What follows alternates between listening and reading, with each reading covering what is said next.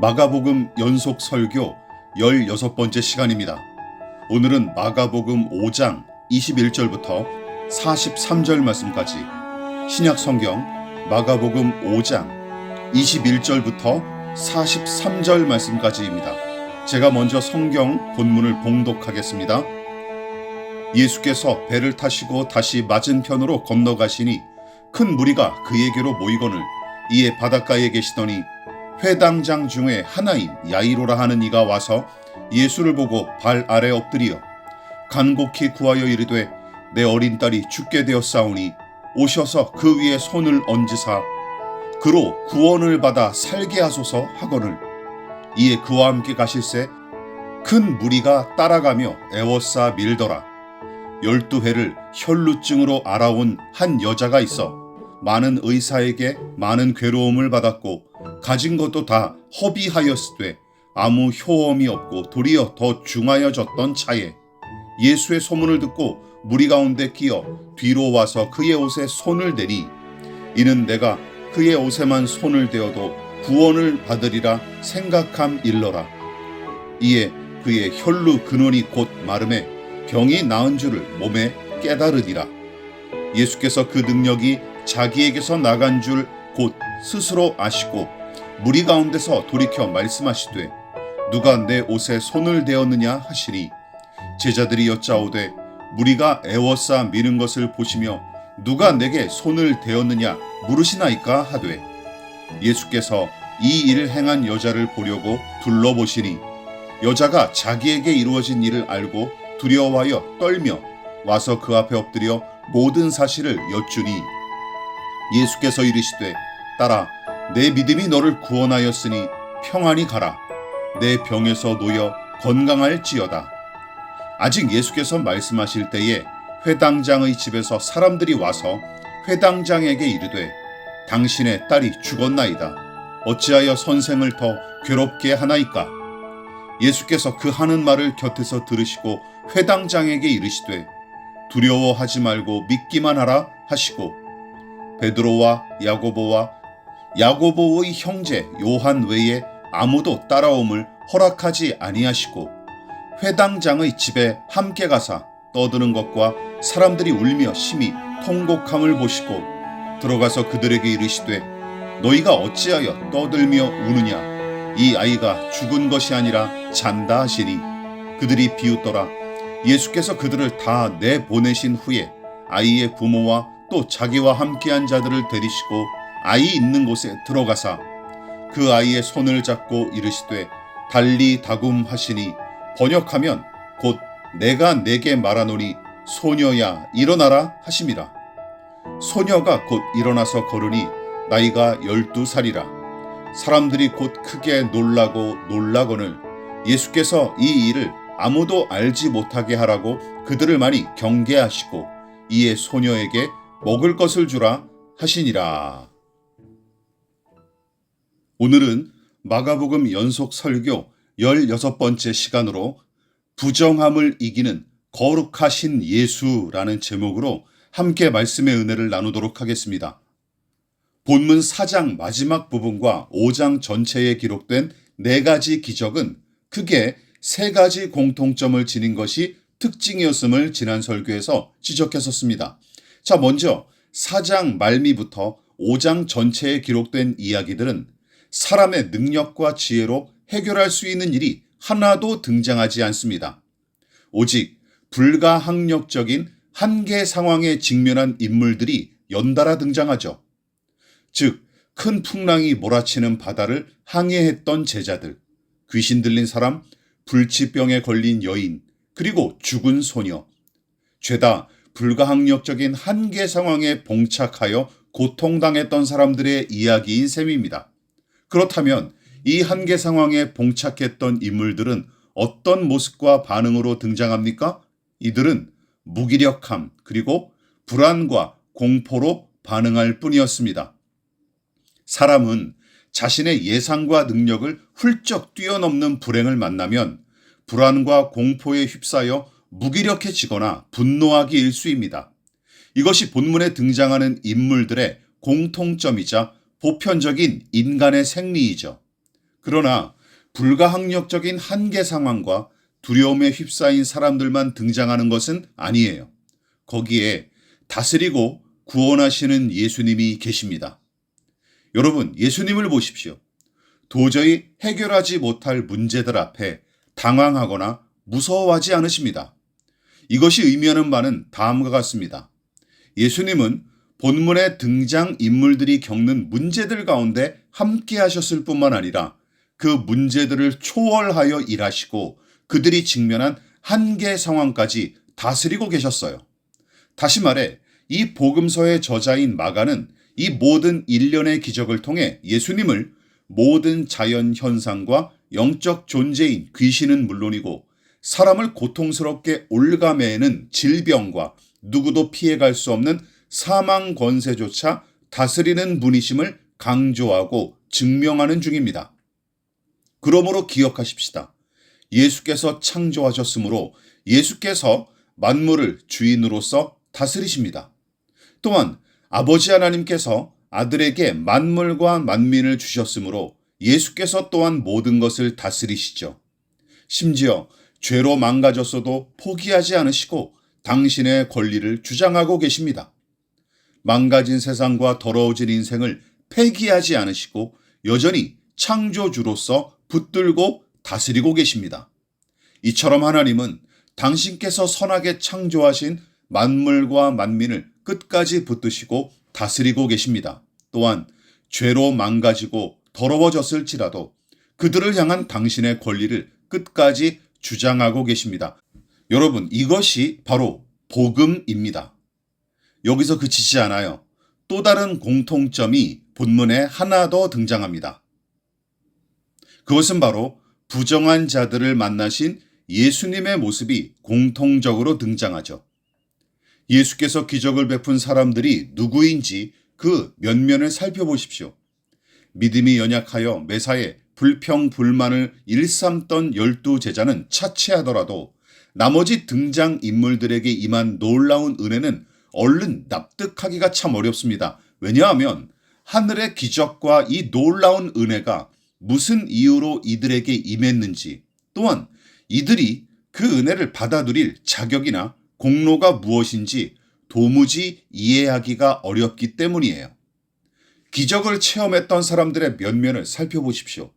귀신 들린 남자, 하혈하는 여자, 죽은 소녀. 여러분, 이들은 유대 사회에서 부정한 존재나 부정한 죄인들로 취급받았던 사람들입니다. 자, 먼저 귀신 들린 사람이 무덤가에서 나온 이유는 크게 두 가지로 살펴볼 수 있습니다. 먼저는 가족과 이웃이 통제할 수 없을 정도였기에 쫓겨난 것이고, 더불어 귀신 들림 자체를 부정한 상태로 간주했던 율법의 명령 때문에 멀리할 수밖에 없었던 것 같습니다. 자, 레위기를 보십시다. 레위기 20장 6절과 27절입니다. 접신한 자와 박수무당을 음란하게 따르는 자에게는 내가 진노하여 그를 그의 백성 중에서 끊으리니, 남자나 여자가 접신하거나 박수무당이 되거든 반드시 죽일지니 곧 돌로 그를 치라. 구약의 율법은 접신, 즉 귀신과 접촉하거나 거기 사로잡힌 사람을 돌로 치도록 명령했습니다. 귀신 들림을 부정한 상태, 즉 하나님과 분리된 저주받은 상태로 여겼기 때문이죠. 물론 신정국가인 까닭에 가능한 이야기입니다. 이처럼 언급한 율법의 명령은 귀신 들린 자가 무덤가에 머문 이유를 잘 보여주고 있어요. 12년 동안 혈루병, 즉 하혈로 고생한 여자도 마찬가지입니다. 구약의 율법은 질병으로 인해 피나 고름을 흘리는 것 자체를 부정하게 생각했고, 심지어 자연스럽게 월경으로 출혈하는 여성과도 접촉을 금했어요. 레위기 15장입니다. 이스라엘 자손에게 말하여 이르라. 누구든지 그의 몸에 유출병이 있으면 그 유출병으로 말미암아 부정한 자라. 15장 19절입니다. 어떤 여인이 유출을 하되 그의 몸에 그의 유출이 피이면 이래 동안 불결하니 그를 만지는 자마다 저녁까지 부정할 것이요. 유출병이란 몸의 이상으로 피나 고름 등이 흘러나오는 질환을 가리키는데 세균 등의 감염이나 전염을 막기 위한 하나님의 조치로 해석하는 신학자들도 있습니다. 어쨌든 유출병에 걸린 당사자는 물론이고 그 사람이 앉은 자리나 손을 댄 물건까지 부정탄 것으로 취급했는데 부정한 자가 심지어 고의로 다른 사람과 접촉하는 것 자체는 하나님 앞에 큰 죄를 저지르는 행위로 간주할 정도였죠. 그런 고로 원인도 모를 질병에 걸려 12해 동안이나 하혈하는 고통을 겪었던 여자는 육체의 고통만 겪은 게 아님을 넉넉히 짐작해 볼 수 있습니다. 죽은 소녀도 마찬가지예요. 율법은 죽은 사람의 시신 자체를 부정하게 여겼을 뿐만 아니라 시신과 접촉한 사람도 부정하게 된 거로 간주하여 일주일을 격리하도록 조치했어요. 민수기 19장 11절입니다. 사람의 시체를 만진 자는 이래 동안 부정하리니. 죽은 사람의 시신이나 나병에 걸린 환자는 율법에서 지정한 제사장만 접촉할 수 있었고 직계 가족이라 할지라도 함부로 접촉하지 않도록 엄중하게 규정했습니다. 그런 까닭에 혈루증에 걸린 여자가 예수님의 옷자락을 만진 일은 그야말로 매우 위험천만하고 무모한 행위였던 것이죠. 왜냐하면 부정한 사람이 고의로 타인과 접촉하는 행위를 율법이 매우 엄중한 사안으로 다뤘는데 만일 그 사실이 드러나면 즉결 처형도 가능했기 때문입니다. 그래서 그 여인은 주님의 옷자락을 남몰래 만졌던 것이고 예수께서 알아차리자마자 두려워 떨며 납작 엎드릴 수밖에 없었습니다. 왜냐하면 병은 치료받았지만 율법을 어겼기 때문이에요. 그러니까 평소에 율법을 철저히 지켰던 경건한 사람일지라도 부정한 사람과 접촉하면 곧장 부정하게 되는 것이 자연의 이치를 반영한 율법의 원리입니다. 여러분 생각해 보십시오. 깨끗한 사람이 더러운 오물구덩이에 빠지면 그 구덩이가 깨끗해지기는커녕 빠진 사람이 더러워지죠.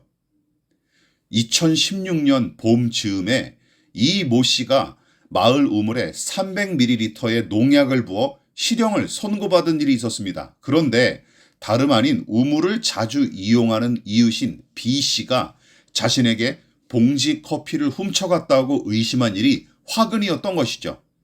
다행히 별다른 피해는 발생하지 않았지만 우유 한 팩 정도의 농약이 우물 하나를 통째로 망가뜨렸고 심지어 여러 사람의 목숨마저 앗아갈 수 있었던 것입니다. 어쨌든 깨끗한 것과 더러운 것을 섞으면 깨끗해지지 않고 도리어 더러워지죠. 건강하고 온전한 것에 망가지고 상한 것을 합해 보십시오. 어떤 일이 벌어집니까? 대개는 온전하고 건강했던 것마저 상하고 망가져 버립니다.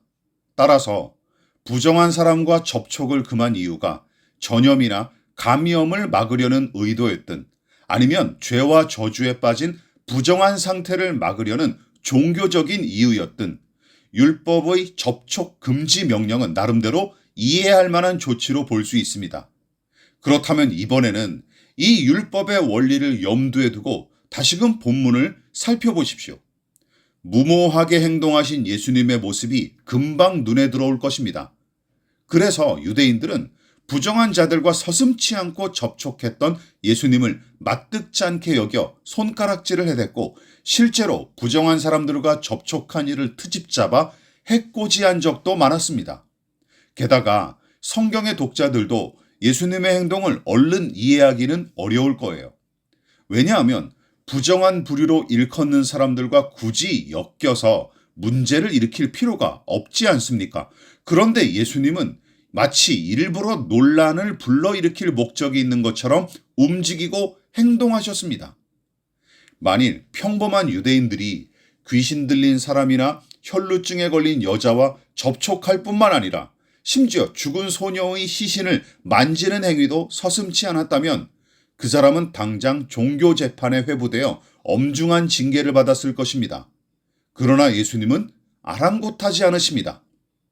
오히려 유대인들이 부정한 부류로 정죄했던 탓에 외면당했던 사람들, 더 나아가 유기된 버림받은 인생만 골라서 만난다는 생각이 들 정도예요. 게다가 그런 사람들에게 치유와 회복과 구원의 은혜를 베푸십니다. 다시 말해 접촉하지 말아야 할 부정한 사람들을 친히 마주하셨을 뿐만 아니라 그들을 치유하고 고치셨으며 심지어 구원까지 선포하셨습니다. 부정탈까봐 꺼리고 멀리하기는커녕 도리어 귀신을 내쫓고 혈루병을 고치며 죽은 소녀를 다시 살리십니다. 희한한 일이 일어난 것이죠. 부정한 자들과 접촉했음에도 부정하게 되기는커녕 예수님의 정결함과 거룩함은 감소하거나 변질하지 않았습니다. 오히려 그들을 부정한 처지로 내몰았던 귀신을 내쫓고 질병을 고치시며 죽음을 몰아내십니다. 지난 설교에서 지적했다시피 마가복음 4장 말미와 5장 전체에 걸쳐 등장하는 사람들은 어찌해 볼 도리가 없을 정도로 불가항력적인 한계 상황에 처한 인생들이었어요. 그래서 풍랑을 잠잠하게 하고 귀신을 내쫓고 불치병을 고치며 죽은 자를 살리는 일은 예수가 만민과 만물보다 뛰어나시고 모든 권세보다 높은 분임을 증명하는 사건이었음을 선포했습니다.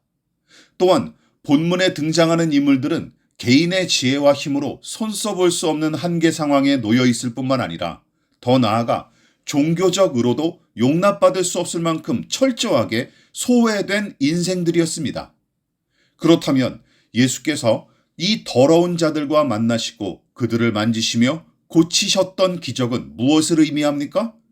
이 복음서의 저자인 마가는 본문의 이야기들을 통해 정결하고 거룩하신 예수님, 죄의 모든 저주를 이기시고 죄의 더러움마저 깨끗하게 하시는 예수님을 강력하게 표명하는 중이에요. 여러분, 예수님은 누구시고 어떤 분이십니까? 깨끗하고 깨끗하게 하시는 분, 거룩하고 거룩하게 하시는 분입니다. 왜냐하면 예수님은 죄와 상관이 없으시고 모든 부정한 것으로부터 자유로우시기 때문입니다. 그래서 성경은 예수님을 거룩하고 더러움이 없는 분으로 선포하고 있어요. 히브리서 7장 26절입니다. 이러한 대제사장은 우리에게 합당하니 거룩하고 악이 없고 더러움이 없고 죄인에게서 떠나 계시고 하늘보다 높이 되신 이라. 그러나 타락한 인간은 죄의 저주 아래서 부정한 채로 살아갈 수밖에 없고 스스로 깨끗하게 하거나 그 죄의 멍에를 벗어날 능력도 없는 존재입니다. 그래서 구약의 율법은 하나님의 백성을 물리적으로라도 우선 구별하기 위한 목적으로 부정한 것과 정결한 것을 구분했던 것이죠. 물론 율법에서 금지한 부정한 것을 만지지 않고 정결한 상태를 고스란히 유지한들 여러분, 근본적인 인간의 죄의 문제와 그 부정한 상태를 온전히 해결할 수는 없습니다. 그러나 마가복음 5장은 한 가지 소망을 제시하고 있죠.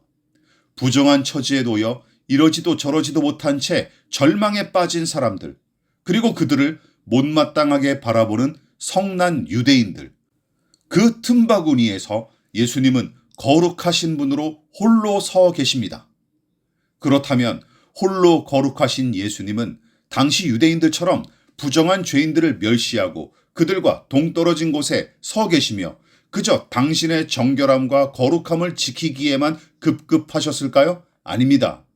유대인들이 개울가의 송사리 마냥 부정하다고 일컫는 사람들을 요리조리 피해 다니면서 자신의 정결함과 의로움을 과시하고 고개만 뻣뻣하게 세우고 있을 때 도리어 예수님은 부정한 죄인들을 만나시고 그들을 친히 만지셨습니다. 더욱이 이상한 일은 부정한 자들과 접촉하면 똑같이 부정해지기 마련인데 도리어 부정한 자들이 예수님으로 말미암아 깨끗하게 되는 것이 아닙니까? 다시 말해 예수께서 더러운 자, 부정한 자로 일컫던 사람들을 도리어 깨끗하게 하십니다. 그래서 5장의 기적들은 홀로 거룩하고 정결하실 뿐만 아니라 죄를 씻으시고 죄인을 정결하게 하시는 예수님을 아주 분명하게 보여주고 있어요. 그래서 히브리서의 저자는 예수님을 다음과 같이 소개하며 찬양했습니다. 히브리서 1장 3절입니다. 이는 하나님의 영광의 광채시요 그 본체의 형상이시라.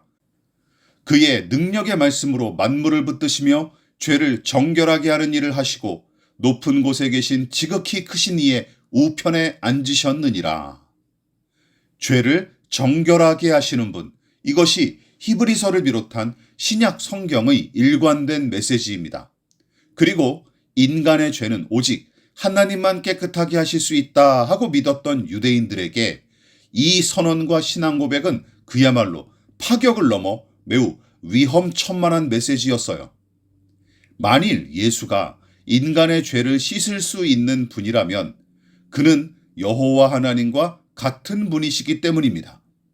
그러므로 본문의 기적들은 예수가 거룩하신 하나님의 아들이고 부정한 죄인을 거룩하게 하실 구원자이심을 분명하게 증명하고 선언하기 위해 동원된 일들입니다.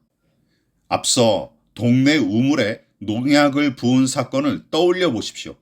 고작 농약 한 병이 동네 사람 모두가 사용하는 우물을 못쓰게 만들었는데 우물물에 섞인 농약의 독성을 희석하기 위해서는 오랜 시간과 많은 수고가 필요하기 때문입니다. 집에서 먹다 남은 국물 한 컵을 강물에 버렸을 때 그것을 희석하기 위해서는 5,000배의 물이 필요하고 한 스푼의 식용유를 희석하기 위해서는 20만 배의 물이 필요하다고 합니다. 자, 그렇다면 죄인의 죄는 무엇으로 씻을 수 있을까요? 그리고 그 죄를 씻기 위해서는 얼마나 많은 양의 세정제가 필요할까요? 감사하게도 예수께서 이 모든 것을 해결하셨습니다. 죄인의 부정함을 씻는 것은 오직 예수 그리스도의 피밖에 없고 골고다 언덕에 세워진 십자가에서 죄인을 대신하여 흘리신 그 보혈은 모든 죄인의 부정함을 모두 씻으실 만큼이나 넉넉하고 충분한 효력을 지닙니다. 수많은 짐승의 피로 다 씻을 수 없는 인간의 죄를 예수님이 당신의 피로 씻으셨습니다. 부정한 죄인인 우리를 내버려 두지 않으셨을 뿐만 아니라 우리 같은 죄인을 지금도 부르시고 만나시며 만지고 계십니다. 혹시 우리의 더러움 때문에 주님께서도 더럽혀지는 게 아닐까 하고 염려하지 마십시오. 예수님과 그분의 공로는 우리의 부정함을 덮고도 남을 만큼 넉넉하고 우리를 사로잡은 사망과 어둠의 세력보다 강하십니다. 그리고 그 효력은 일시적인 것이 아니라 영원 무궁한 것임을 잊지 마십시오. 그래서 예수님은 당신의 영원한 은혜를 통해 죄인의 부정함을 한 점 티끌로 만드십니다. 말씀을 마무리하도록 하겠습니다. 미련한 유대인들처럼 율법주의의 귀신에 사로잡혀 나는 이런저런 종교적 규칙을 지키고 남들보다 좀 더 도덕적이다 하고 의로운 체하며 뻐기지 마십시오. 우리를 정결하게 하실 이는 예수님밖에 없습니다. 그러므로 티끌보다 못한 우리 자신의 의로움을 내세워 잘난 체하지 마십시오. 또한 본문에 등장하는 부정한 사람들과 비슷한 처지에 놓여 고통당하는 사람들도 함부로 무시하지도 마십시오.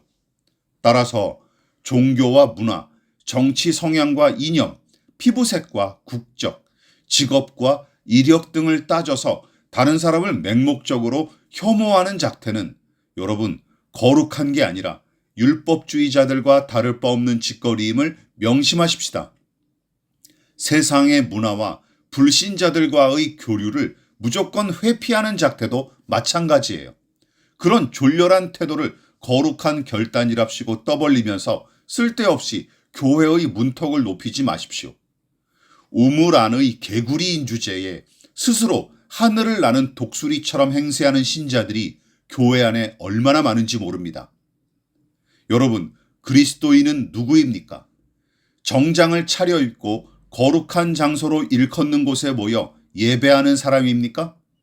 오히려 부정한 자들을 찾으시고 만나시며 만지셨던 예수님, 그분을 배우고 따르는 사람, 그분을 닮아가고 그분처럼 행동하는 사람, 그 사람이 진짜 그리스도인입니다. 부정한 자들을 기꺼이 찾으시고 만나시며 만지신 예수님을 깊이 생각하십시다. 그리고 선뜻 손 내밀지 못하고 만나기 어려웠던 사람들, 병들고 가난한 사람들, 실패로 인해 낙심하고 절망하는 사람들, 상실의 고통으로 슬퍼하는 사람들, 그리고 죽어가는 사람들, 예수님처럼 그들을 만나고 이야기할 수 있기를, 그들의 아픔과 슬픔을 조금이라도 어루만질 수 있기를, 그리고 거룩하신 예수님의 이름으로 사랑을 담아 그들을 위해 기도할 수 있는 저와 여러분 될 수 있기를 진심으로 기원합니다.